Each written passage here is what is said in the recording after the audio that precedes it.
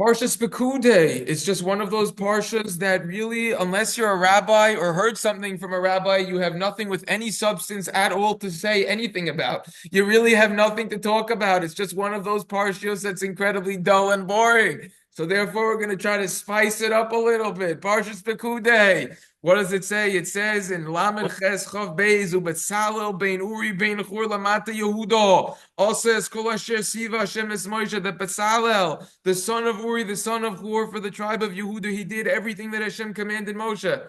Question, what's the obvious question? Why does the Torah need to say this? Don't we already know from Parshas Kisisa, don't we already know from Vayakel, the last few Parshas, that Besalel is the builder of the Mishkan? Why then does the Pasuk need to repeat and reiterate and teach us something that's completely seemingly superfluous? We already know this. He made the Mishkan. What's the idea over here? This pasuk isn't a continuation from Eila Pekudei and Mishkan. What is going on with this pasuk? So the Oitzer Satira quotes the Sefer Divrei Shaul, who says that it's a well-known idea that the Beis Hamikdash, the first one, was built through Shlomo HaMelech, and it was destroyed. The second Beis Hamikdash was built by Ezra HaSofer, and it was destroyed. We know that they were destroyed. That's just a basic history lesson. First one, Shlomo HaMelech. Second, Ezra HaSofer. And it was destroyed. Why? Because Im Hashem lo yivna bayis shava bava mabayna bo Im Hashem lo. You know that song? Hine hine lo yanum. It's a beautiful song.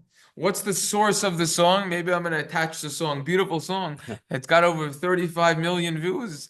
I'm working on 3,000 views. But anyways, the point is what? The point is that what does it mean? Im Hashem lo yivna bayis, it says in Tehillim in the beginning of Kapitel Kuf Kov Zayin, if Hashem won't build the Beis Hamikdash, Im Hashem lo yivna bayis, if Hashem won't build a house, Shav oim laboinav bo. It's just for word. It's just for nothing. That the people who are toiling to build it, it's not going to last. If Hashem isn't going to build the Beis Hamikdash, it's not going to last. Hashem Himself has to build the Beis Hamikdash. Take the words Shav omlo. Shav Omlo, Shin Vav Aleph, and Omlo, Ayin Mem Lamed Vav.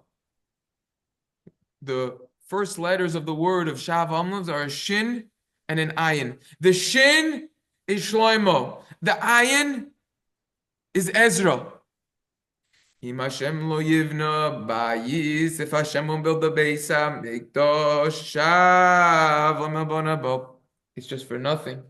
The people who are toiling with it, aka Shav, Shloimo, and the Omlo and the Ezra. It's for nothing. What are you doing? You're wasting your time, so to say. It's not going to last. It's only going to be temporary. But the Beis Hamikdash that will be rebuilt speedily in our days, the one that Hashem will just bring down from heaven, from Shamayim, that will be an eternal building. That will be indestructible. It will not get destroyed at all, ever.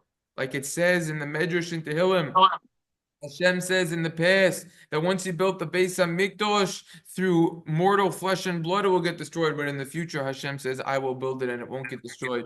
This is the reason why the Mishkan was destroyed, because it was built by someone of mortal flesh and blood, who's made out of flesh and blood, aka Besalel. This is alluded to in the pasuk, Eila Pekudei HaMishkan Mishkan Aidos. Rashi explains that it was collateral. The Mishkan was collateral due to the sins of the Jews. We, instead of wiping out our entire nation, just the Mishkan got destroyed. The Mishkan was collateral so that our existence will be able to continue.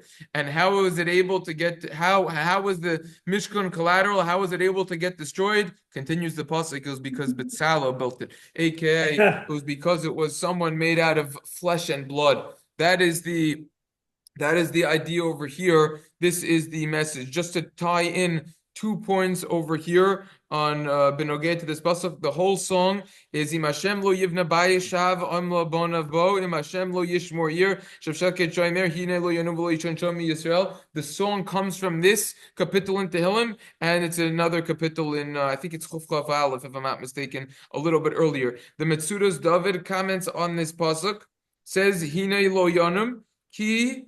What does that mean? Hine lo yanum v'lo yishon, that Hashem isn't going to sleep, shomer Yisrael, and He's going to guard the Jews. In other words, a watchman, he might sleep. Hashem never sleeps, and He will protect us forever.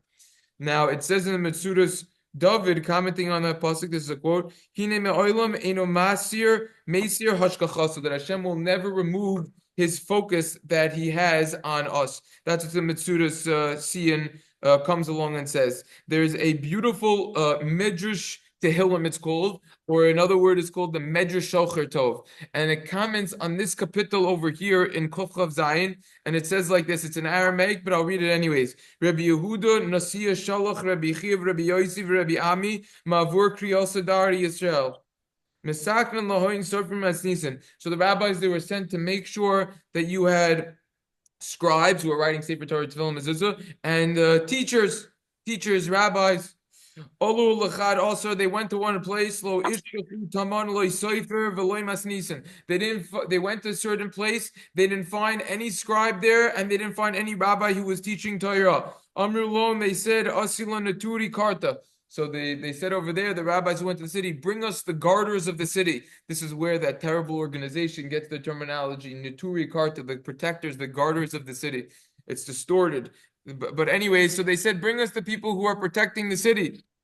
So they said, Ocean Loan, Santuri Karsa. They brought like the security over there, the guard, so to say.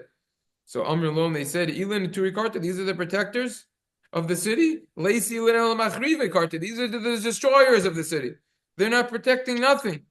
They said, oh, Uma Inu Naturi Karta. Who then is the protectors of the city? They explained.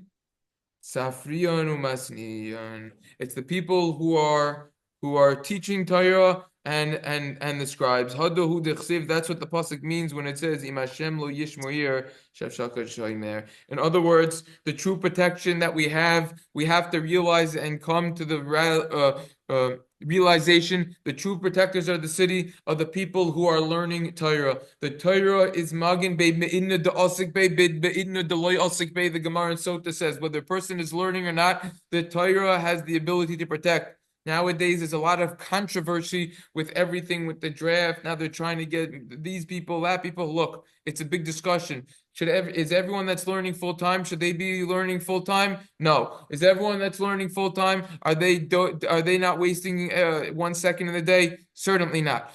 Right, but the idea is that even if they are still wasting some time, at least most of the time they're learning, and they're doing something. Right, so this is the idea where it comes from. This is a very complicated area, of course, with a tremendous amount of political Israeli politics involved. But the basic idea is that the learning of the Torah protects, and that's what keeps us going as a nation. And we know that there's an idea we discussed in the Tainus recordings on Gimel and Aleph, that if there isn't learning, that if there isn't learning for 1 second in the world, the entire world will cease to exist. So there has to be constant Torah, constant protection. This is the idea. Beis Hamikdash, that they say, the Gemara in Shabbos and Kuf Yotes says that Kuf Yud Ches rather, Amid Beis, that when it comes to the children, it might be Kuf Yud Tes in the Beis rather, that when it comes to the children, Kuf Yud Tes, that when it comes to the children, that we don't stop them from learning even to rebuild the Beis Hamikdash. We continue to let the children learn Torah. So you see how important Torah learning is. Why specifically the Torah learning that the children do? Says the Gemara over there, you can't be medama that the Torah mehevel shel tinoko she'im behem chet, that the children, they don't have any sin on them yet, and therefore the Torah is very special because they have no sin on them yet, and therefore the Torah is so important ad kedei kach, to the extent that we don't even stop them to build the Beis Hamikdash. There's a question on that. Why would you need to stop them anyways when the third Beis Hamikdash is coming directly down from heaven and you don't need to build it? But that's another discussion. But the hashkafa from the point is certainly applicable and very, very relevant. So that's the idea. Now, I want to say one other thing about the Beis Hamikdash. Unfortunately, due to our great sins and iniquities, we don't even know what it means not to have a Beis Hamikdash. It's so terrible. One of my chavrusas told me, he said that there was once a camp and they spent weeks building a model Beis Hamikdash, and they spent hundreds and hundreds of hours, all the kids, a big thing. And then on Tisha B'Av, they presented and they put it in front of the camp, and then suddenly they lit the lighter and burnt the entire Beis Hamikdash that they did. All the kids, they started crying. The rabbi gets up and says, "This is what Tisha B'Av is about. You think that the Beis Hamikdash was just some plastic put together? It was much more than that. It wasn't just a physical, beautiful structure. It was the heart and the nucleus and the center for all the Jews. Why is it that there are so many people that are off the derech nowadays? That 7 out of every 10 Jews in the world is completely religious and has no affiliation. The reason is because there's no Beis Hamikdash. That was the spiritual place to charge up, so to say, to get back and get that spiritual charge back. We don't even know what it means not to have the Beis Hamikdash. All of the calamities, all of the catastrophes in the world happen because we don't have a Beis Hamikdash. It's all an extension because we don't have a Beis Hamikdash. The Beis Hamikdash, how much it means, how special it is, that's what the Beis Hamikdash is about. That's what we have to think about during these parshas. Everyone should have a wonderful day. Baruch to you. Sure. What they do at the camp, they had the kids build it and they burnt it at the end. Burnt it at the end. Show what it means not to have a Beis Hamikdash.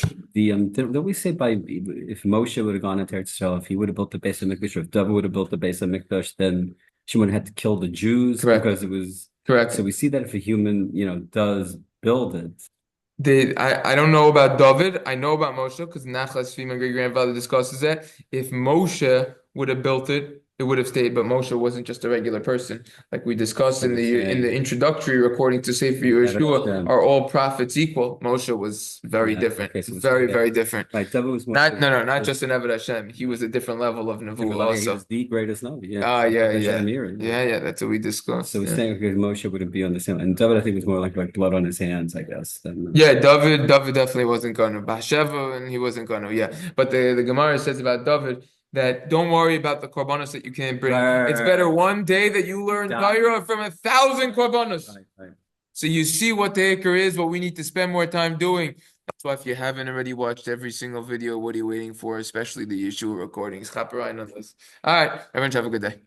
All right. Have a good day.